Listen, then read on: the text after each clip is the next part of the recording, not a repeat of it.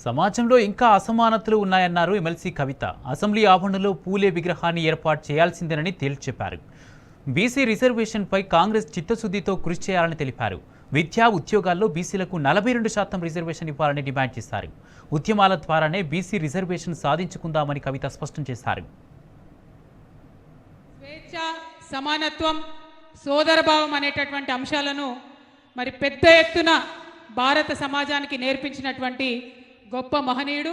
ఎవ్వరు కూడా ప్రశ్నించినటువంటి అనేకమైనటువంటి అంశాలను ప్రశ్నించేటటువంటి ధైర్యాన్ని తరతరాల భారత పౌరులకు అందించినటువంటి గొప్ప వ్యక్తి మహాత్మా జ్యోతిబా పూలే. బీసీ ఉద్యమ చరిత్ర ఒక మలుపు తిరగాల.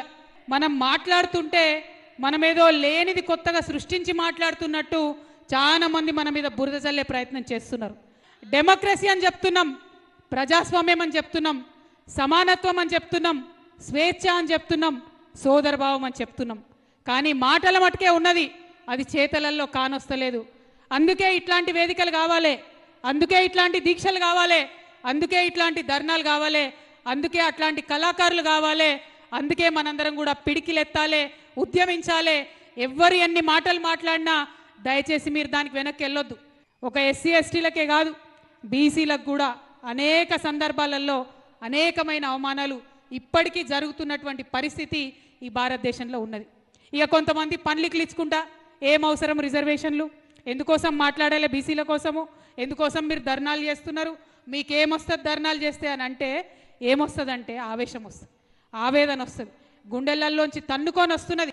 నా భారతదేశానికి స్వతంత్రం వచ్చి 75 సంవత్సరాలు దాటిపోయినా ఇంకా కూడా స్వేచ్ఛ, సమానత్వం, సోదరభావం పేర్లలోనే ఉన్నది, పుస్తకాలలోనే ఉన్నది, పేపర్లలోనే ఉన్నది. కానీ వాస్తవంగా భూమిలోకి రాలేదు, వాస్తవంగా అమలైతే లేదు. ఆ ఆవేశంలోంచి పుట్టుకొచ్చినటువంటి, ఆ ఆవేదనలోంచి పుట్టుకొచ్చినటువంటి డిమాండ్లే ఇవన్నీ తప్పితే పొద్దుపోక వేసే ధర్నా కాదు. ఒక 150 సంవత్సరాల కింద ఇదే స్వేచ్ఛ కోసం, ఇదే సమానత్వం కోసం ఉద్యమం చేసినటువంటి పూలే గారు, ఆయనను మనకు స్ఫూర్తిగా ఉండాలి. మనం చట్టాలు చేసేటటువంటి ఆ చట్టసభల ముందట ఆయన నిలబడితే మనకు ప్రతినిత్యం జ్ఞానోదయం కావాలి. ఇప్పటికన్నా స్వేచ్ఛ, ఇప్పటికన్నా సమానత్వం, ఇప్పటికన్నా సోదరభావం ఈ దేశంలో నిజం కావాలనేటటువంటి ఉద్దేశం తప్పితే ఇలా ఇంకోటి లేదు. అందుకే ఆనాడు అంబేద్కర్ కోసం అడిగినాం, ఇవాళ పూలే కోసం అడుగుతూ ఉన్నాం. ఒక గిరిజన బిడ్డ రాష్ట్రపతి అయింది, ఇవాళ ఎంత గౌరవం ఇవ్వాలి. First citizen of the country. అయోధ్యలో రాముడి గుడి కడితే ఆ రాష్ట్రపతికి ఇన్విటేషనే లేదు. ఇటువంటి దేశంలో ఉన్నాం. సమానత్వం ఉన్నదా? సోదరభావం ఉన్నదా? స్వేచ్ఛ ఉన్నదా? ఒక ఆడబిడ్డ, గిరిజన బిడ్డ రాష్ట్రపతి అయినా కూడా గౌరవం దక్కకపోతే మరి పోరాటం తప్ప మనకు మార్గం ఏమున్నదని చెప్పి ఇవాళ నేను పెద్దలందరినీ కూడా కోరుతా ఉన్నా. కాంగ్రెస్ పార్టీ నాయకుల్ని, ప్రధానంగా ఇక్కడ ఉన్నటువంటి కాంగ్రెస్ పార్టీ ప్రభుత్వాన్ని నేను రిక్వెస్ట్ చేస్తూ ఉన్నా. మీకు మంచి అవకాశం వచ్చింది, చరిత్ర మీకు మంచి అవకాశం ఇచ్చింది. ఇవాళ ఈడబ్ల్యూఎస్ అక్కడ ప్రవేశపెట్టడంతో 50% క్యాప్ అన్నది ఎగిరిపోయింది. ఇవాళ మీరు ఏ కోర్టుకు పోయినా 50% దాటి మీరు రిజర్వేషన్ ఇస్తే మిమ్మల్ని అడ్డుకునేటోళ్ళు ఎవరు లేరు. మీరు బిల్లు పెట్టిండ్రు, మీరు చిత్తశుద్ధితోని ప్రయత్నం చేయండి, మీరు బీజేపీని ప్రెషర్ చేయండి. మీకు అండగా తెలంగాణ బీసీ లోకమంతా కూడా అవసరమైతే ఢిల్లీకి వస్తాం, 7 కంటే ఆడికి వస్తాం. కానీ ఆ ప్రయత్నం చేయకుండా మీరు కవ్వింపు చర్యలాగా అక్కడికి పోయి కాంగ్రెస్ పార్టీ ధర్నా పెట్టి ఇక అయిపోయింది, మేము ఢిల్లీకి పోయినాం, మాట్లాడినామని చెప్పి దయచేసి బీసీలను మభ్య పెట్టవద్దు అని చెప్పి కాంగ్రెస్ ప్రభుత్వాన్ని నేను రిక్వెస్ట్ చేస్తూ ఉన్నాను. అక్కడున్న బీజేపీ పార్టీ వాళ్ళ డిఎన్ఏనే వ్యతిరేకం, వాళ్ళ డిఎన్ఏనే బీసీలకు వ్యతిరేకం, వాళ్ళ డిఎన్ఏనే దళితులకు వ్యతిరేకం, వాళ్ళ డిఎన్ఏనే గిరిజనులకు వ్యతిరేకం. అయినా సరే అటువంటి డిఎన్ఏ ఉన్నటువంటి కేంద్ర ప్రభుత్వాన్ని కూడా మెడలు వంచాలంటే ఆ బాబాసాహెబ్ అంబేద్కర్ చెప్పినట్టుగా, మహాత్మా పూలే చెప్పినట్టుగా ప్రజా ఉద్యమాలు ఒక్కటే మనకు మార్గం. ఆ ఉద్యమాల ద్వారా ముందుకు నడుద్దాం. ఖచ్చితంగా బీసీ బిల్లును సాధించుకుందాం, పూలే గారి విగ్రహాన్ని అసెంబ్లీలో సాధించుకుందాం అనేటటువంటి అంశాన్ని మీ అందరికి తెలియజేస్తూ, ఎన్ని అడ్డంకులు ఎదురైనా, ఎన్ని ఇబ్బందులు ఎదురైనా ముందుకెళ్తామే తప్ప భయపడేది లేదని బీఆర్ఎస్ ఎమ్మెల్సీ కల్వకుంట్ల కవిత అన్నారు. బీసీ బిల్లు పాస్ అయిన వెంటనే అఖిలపక్షాన్ని ఢిల్లీకి తీసుకెళ్తామని సీఎం రేవంత్ రెడ్డి మాట తప్పారని మండిపడ్డారు. బీసీ బిల్లు కోసం ఢిల్లీలో కాంగ్రెస్ పార్టీ దొంగ దీక్ష చేసిందని ఆరోపించారు. గిట్లనే దీక్ష చేసి మరి అంబేద్కర్ గారి విగ్రహం కావాలని అడిగితే ఆనాడు కూడా ఇట్లనే తిరిమరి మాటలు మస్తు మంది మాట్లాడిరు. బాధపడే అవసరం లేదు. శివన్ అన్నాడు, అమ్మా భయపడకని. అన్నా ఇది తెలంగాణ బ్లడ్, భయపడే బ్లడ్ కాదు. ఎన్ని అడ్డంకులు ఎదురైనా, ఎన్ని ఇబ్బందులు వచ్చినా, ఎన్ని విమర్శలు వచ్చినా ముందుకే పోతాం తప్పితే వెనక్కి పోయేది లేదు. ముఖ్యమంత్రి గారు ఏమన్నారు, ఇక బిల్లు పాస్ కాగానే తెల్లారే అఖిలపక్షం దోల్కొని ప్రధానమంత్రి దగ్గరికి పోతా అన్నారు. పోయినరానే ప్రధానమంత్రి దగ్గరికి తెలంగాణ రాజకీయ నాయకులు పోయినరా? పోలే. ఎందుకు పోలే? ఎందుకంటే ప్రధానమంత్రి గారితో వీరికి ఎటువంటి అండర్స్టాండింగ్ లేకపోతే, ఎటువంటి లాలూచి లేకపోతే అపాయింట్మెంట్ ఎప్పుడో వస్తుండే, అఖిలపక్షం ఢిల్లీకి పోతుండే. కానీ బీజేపీ పార్టీని కాపాడడానికి ఇవాళ కాంగ్రెస్ పార్టీ కేవలం మనని ఢిల్లీకి తీసుకుపోకుండా ఒక తుపేల్ ధర్నా పెట్టిండ్రు. అక్కడ ఏం చేసిర్రు? కాంగ్రెస్ పార్టీ నాయకులంతా ట్రైన్లు కట్టుకొని ఢిల్లీకి పోయినారు, ఆడ కూర్చున్నారు. బ్రేకింగ్లు టీవీలలో, ఇక రాహుల్ గాంధీ వచ్చే, అగ రాహుల్ గాంధీ వచ్చే, ఇక మా రాహుల్ గాంధీ వచ్చి ఢిల్లీలో మాట్లాడతాడు, గర్జిస్తాడు, బీసీ బిల్లు వస్తుంది తెలంగాణలో అని చెప్పింది. చివరికి ఏమైంది? రాహుల్ గాంధీ రాలే. ఎందుకు రాలేదంటే ఏం ఆన్సర్ లేదు, ఏం జవాబు. కులగణన వివరాలు ఇండిపెండెంట్ ఎక్స్పర్ట్ కమిటీకి ఎందుకు ఇస్తారని రేవంత్ ప్రభుత్వాన్ని బీఆర్ఎస్ ఎమ్మెల్సీ కల్వకుంట్ల కవిత ప్రశ్నించారు. బీసీల పట్ల కాంగ్రెస్ పార్టీకి చిత్తశుద్ధి లేదని ఆగ్రహం వ్యక్తం చేశారు. అంటే అనుముల ఇంటెలిజెన్స్ అని విరుచుకుపడ్డారు. రాష్ట్రంలో అనుముల ఇంటెలిజెన్స్ విధ్వంసం సృష్టిస్తుందని కవిత ఫైర్ అయ్యారు. వివరాలు కరెక్ట్ చెప్తలేరు, మీరు కరెక్ట్ చెప్పాలని అడిగినాం, తప్పు చెప్తున్నారని అడిగినాం, దానికి జవాబు చెప్పలేదు. పోనీ అసెంబ్లీలో పెట్టండి లెక్కలని అడిగినాం, దానికి జవాబు లేదు. పోనీ గ్రామ పంచాయతీలలో వివరాలు ఇవ్వండి అని అడిగినాం, దానికి జవాబు లేదు. ఇవాళనంట మొత్తం ఇచ్చినటువంటి డేటా, వాళ్ళకు వచ్చినటువంటి డేటా అంతా తీసుకుపోయి ఒక ఇండిపెండెంట్ ఎక్స్పర్ట్ కమిటీకి ఇస్తారట. ఆ ఇండిపెండెంట్ ఎక్స్పర్ట్ కమిటీలు ఈ డేటాను అనలైజ్ చేస్తారంట. ఈ డేటాను వాళ్ళు అనలైజ్ చేసి మనకు డీటెయిల్స్ చెప్పే వరకు మనం ఎవ్వరం కూడా దాని మీద మాట్లాడొద్దట. దానికోసం నిన్న హెచ్చరిక జారీ చేసిరు. ఇగో కులగణనపై ఎవరు మాట్లాడొద్దు, ప్రభుత్వము, నాయకులు, మీడియాకు ఎవరు కూడా మాట్లాడొద్దని ఇక్కడ అండర్లైన్ చేసి పెట్టినాం. స్వతంత్ర సంస్థనట, వీళ్ళు ఇండిపెండెంట్ సంస్థనట, వీళ్ళు మనకు హెచ్చరిక చేస్తున్నారు. మీరెవరు మాకు హెచ్చరిక చేయడానికి? మీకు ధైర్యం ఉంటే, మీకు నిజాయితీ ఉంటే, నిజంగా బీసీల పట్ల కాంగ్రెస్ పార్టీకి చిత్తశుద్ధి ఉంటే మొన్న వేసిన కులగణన వివరాలు మీరు అసెంబ్లీలో పెట్టండి. చూస్తుంటే ఆర్టిఫిషియల్ ఇంటెలిజెన్స్ అంటే, ఏఐ అంటే ఆర్టిఫిషియల్ ఇంటెలిజెన్స్ కాదు, ఏఐ అంటే అనుమూల ఇంటెలిజెన్స్. ఏఐ అంటే అనుమూల ఇంటెలిజెన్స్. ఈ అనుమూల ఇంటెలిజెన్స్ వాడి మా కులగణను తప్పుదో పట్టించి బీసీ కులాలకు అన్యాయం చేసే ప్రయత్నం జరుగుతుంది తప్పితే ఇంకోటి కాదు. కాబట్టి ఈ అనుమూల ఇంటెలిజెన్స్ మొత్తం రాష్ట్రంలో విధ్వంసం సృష్టిస్తున్నది. అనుమూల ఇంటెలిజెన్స్ పక్కకు జరిగితే తప్ప రాష్ట్రం బాగుపడే పరిస్థితి కనబడతలేదు. రేవంత్ రెడ్డి సర్కారుకు బీఆర్ఎస్ ఎమ్మెల్సీ కల్వకుంట్ల కవిత 3 డిమాండ్లు చేశారు. బీసీల కోసం శక్తి వంచన లేకుండా పోరాడతామని తేల్చి చెప్పారు.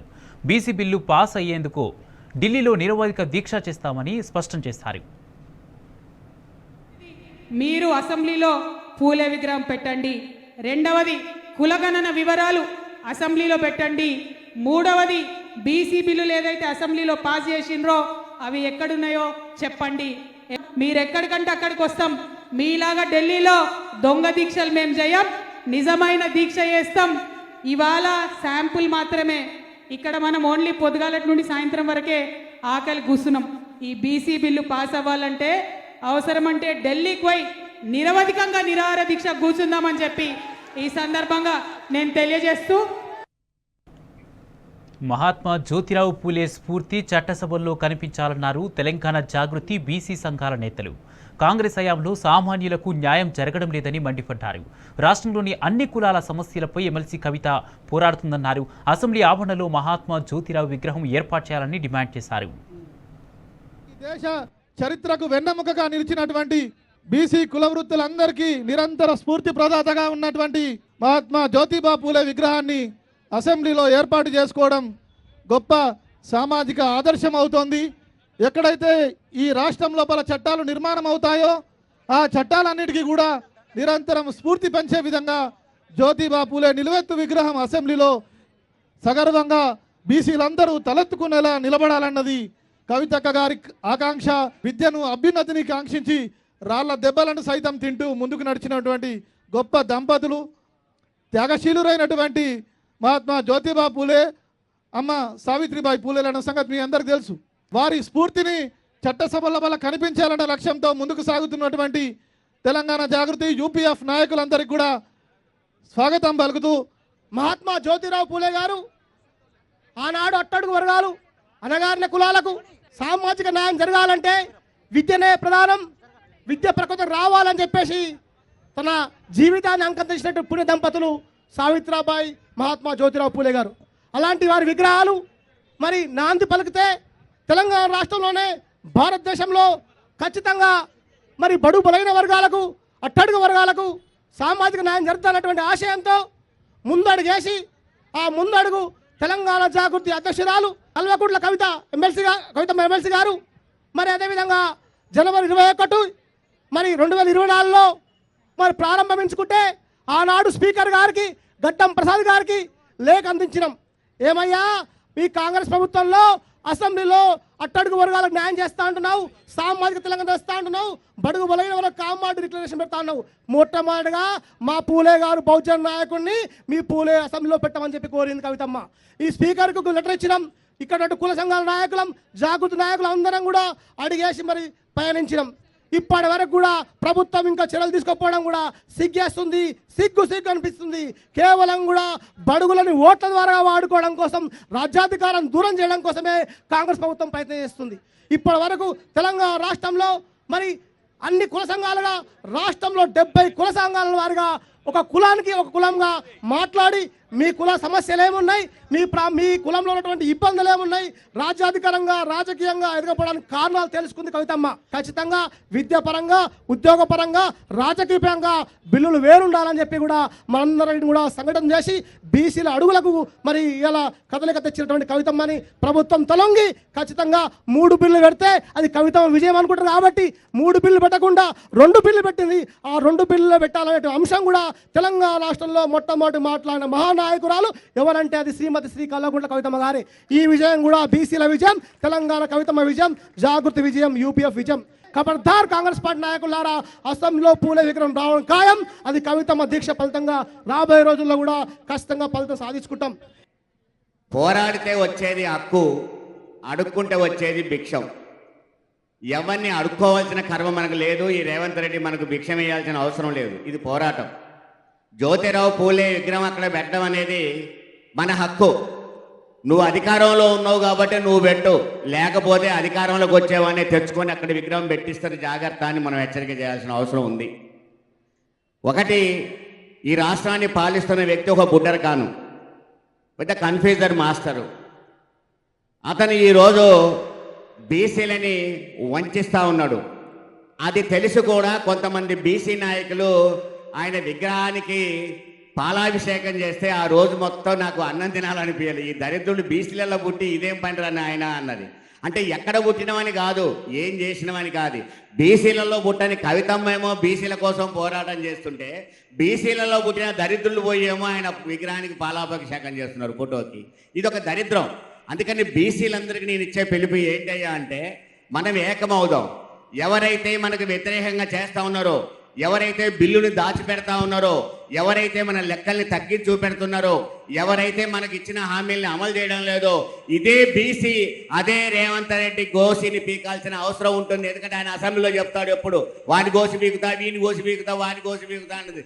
రేపు నీ గోసి పీకేదే బీసీ అని చెప్పేసి ఖచ్చితంగా మనందరం ముందుకు పోవాల్సిన అవసరం ఉంటుంది. బీసీల ఆత్మగౌరవం కోసం చేస్తున్నటువంటి దీక్ష, బీసీల ఐక్యత గురించి, ఐక్యత చాటడానికి చేస్తున్నటువంటి దీక్ష, బలహీన వర్గాల గురించి, మహిళల గురించి ఆయన చేసిన ఉద్యమాలు నిజంగా ఆ రోజు మన భారతీయుల్లో ఒక అణగారిన వర్గం నుండి వచ్చినటువంటి ఒక గొప్ప నాయకుడు, ఉద్యమకారుడు జ్యోతిరావు పూలే.